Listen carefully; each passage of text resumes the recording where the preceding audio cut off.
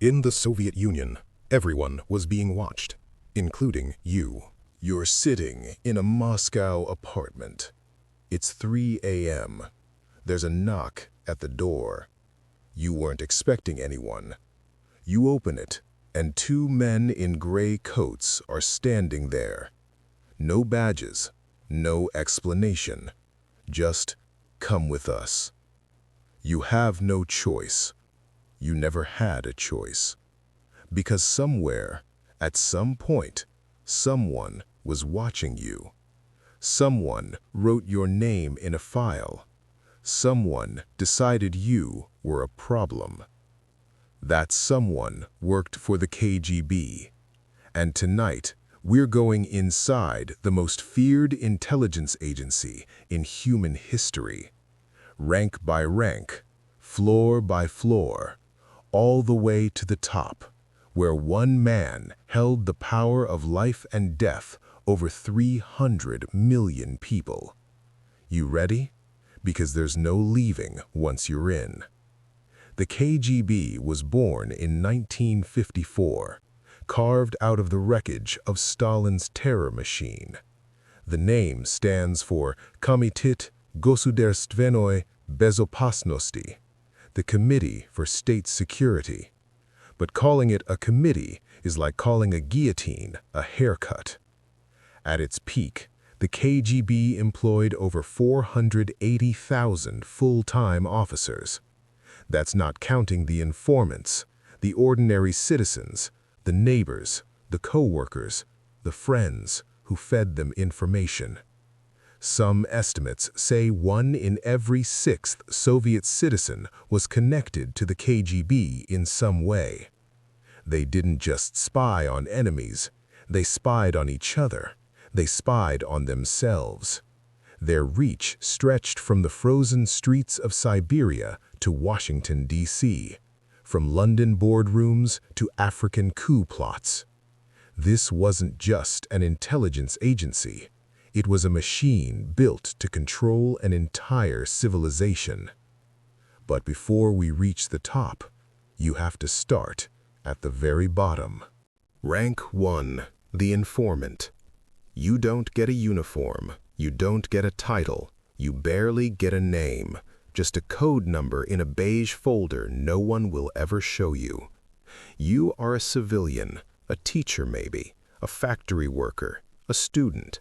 And one day, a man sat across from you in a cafe and made you an offer you couldn't safely refuse. Your job? Report what your neighbors say, what jokes they tell, whether they complain about bread lines, whether they listen to foreign radio. Here's the part that stays with you.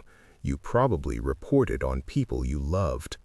The KGB ran an estimated 1.5 to 2 million informants inside Soviet borders, 1 for every 150 citizens. The person sitting next to you on the bus could have been one. Your own mother could have been one.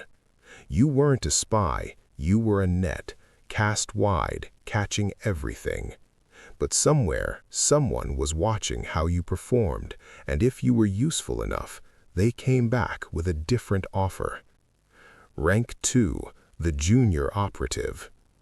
Now you have an ID card, now you have a handler, now you have a desk in a building with no sign on the door.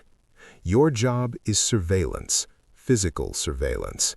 You follow people, you photograph people, you sit in a parked car for 9 hours in January, and January in Moscow is not a metaphor, it is a specific bone-cracking cold that makes you question every decision that brought you here.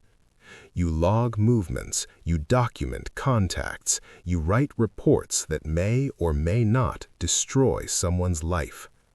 Here's the dark truth. Most junior operatives didn't know the full picture. They were handed a target. They watched, they reported, they never asked why. The KGB deliberately kept lower-level operatives in the dark. Knowing too much was dangerous, even for them. You're a cog, a precise, obedient, terrified cog. But cogs that perform well get promoted, and promotion means power. Rank 3, the field agent. This is where things get real. You're no longer watching from a distance. You are in the room. You are shaking hands, building relationships, making people trust you, people you are planning to betray. KGB field agents ran what the KGB called active measures, a beautiful term for a brutal practice. Spreading disinformation, recruiting foreign assets, blackmailing officials, destabilizing governments from the inside. The KGB's Operation Ryan, launched in 1981, sent field agents scrambling across Europe to detect signs of a NATO first strike nuclear attack. These agents weren't soldiers, they were men in suits, at dinner parties, smiling, while inside, calculating. You are fluent in lying, you are professional at betrayal. And the worst part? After enough years, it stops feeling wrong. Rank 4, the case officer. Now you run people. You don't just gather intelligence, you build it. You recruit assets, you manage networks, you turn ordinary people into instruments. Your most important skill is no longer observation, it's manipulation. Case officers were the architects of human ruin.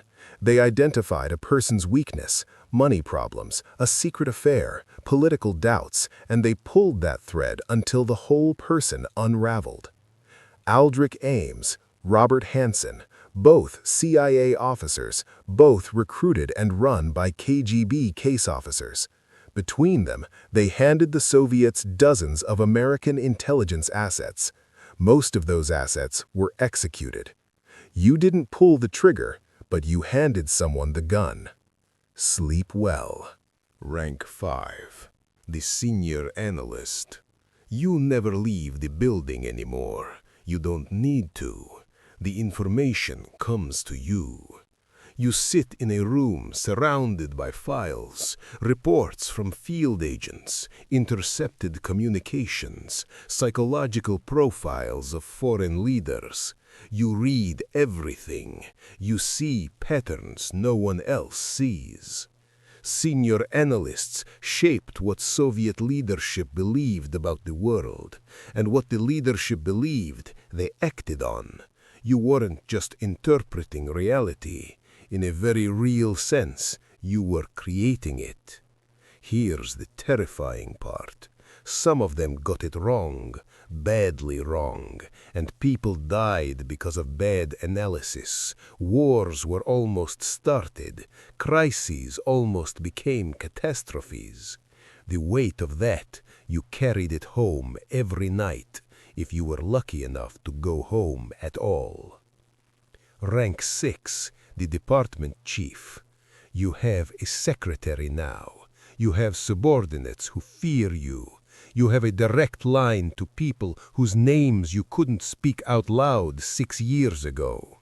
Department chiefs ran entire operations, not just missions, but programs, decades-long programs. The KGB's first chief directorate, responsible for all foreign intelligence, was run at this level. These were the people deciding which governments to destabilize, which journalists to silence, which dissidents to send to the gulag, or worse. At this rank, moral compromise is not a slip, it is the job description. One unbelievable but true fact: department chiefs were required to file reports on their own subordinates. Trust no one, including the people whose careers you were building. The surveillance never stopped, not even for you. Rank 7, the chairman. There was only ever one man at the top, and for a long time that man was Yuri Andropov. Andropov ran the KGB from 1967 to 1982, 15 years. Under his command, the KGB crushed the Prague Spring. It hunted dissidents across the globe. It built a surveillance apparatus so total, so thorough, that even thinking the wrong thought felt dangerous. When Andropov became General Secretary of the Soviet Union in 1982, the world watched a spy master step into the most powerful political office on Earth. As chairman, you don't give orders, you whisper, and nations tremble. You don't need to threaten, your reputation does it for you. The KGB chairman was not the most visible man in the Soviet Union, he was the most powerful. And in a country built on fear, that meant everything. The KGB officially dissolved in 1991. The Soviet Union collapsed. The gray coats disappeared. Or did they? Many former KGB officers didn't vanish, they transformed. They became businessmen, politicians, presidents. One of them, a former KGB lieutenant colonel from St. Petersburg, rose to lead the largest country on Earth. The agency died, the system didn't. Here's the thought that should stay with you. The KGB worked because people let it. They informed on neighbors, they looked away, they told themselves it wasn't their problem until it was. Every machine of control in history has needed ordinary people to run it. And ordinary people have never been hard to find. If this hit different, hit like and subscribe. It means more videos like this actually get made. And next time, we go inside the CIA's darkest ranks. Same format, different monster.